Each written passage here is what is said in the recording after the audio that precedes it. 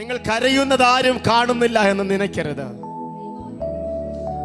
നിങ്ങളുടെ കരഞ്ഞു കലങ്ങിയ കണ്ണുകളും വാടിത്തളർന്ന മുഖവും കാണുവാൻ കഴിയാത്ത സുഹൃത്ത് ബന്ധങ്ങളാണ് നിങ്ങൾക്കുള്ളതെങ്കിൽ നിങ്ങളെ നന്നായി അറിയാകുന്ന ഒരു കർത്താവ് നമ്മുടെ മധ്യത്തിലുണ്ട്.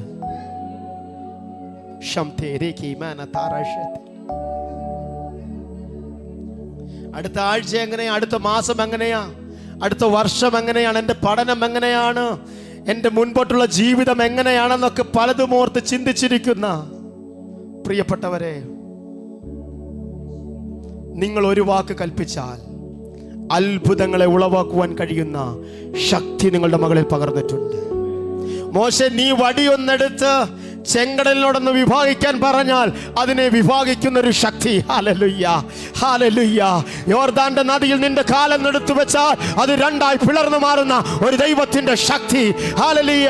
ഓ, ഉണങ്ങിയ അസ്ഥികളെ നോക്കി നീ ഒന്ന് പ്രവചിച്ചാൽ ഒരു സൈന്യമായി എഴുന്നേറ്റ് നിൽക്കുന്ന ഒരു ദൈവത്തിന്റെ ശക്തി. ഹല്ലേലൂയ. നീ ഒന്ന് കുഴിക്കുവാൻ തുടങ്ങിയാൽ ഒരു ഉറവ് ഉളവാക്കുവാൻ കഴിയുന്ന ദൈവത്തിന്റെ ആത്മാവിന്റെ ശക്തി.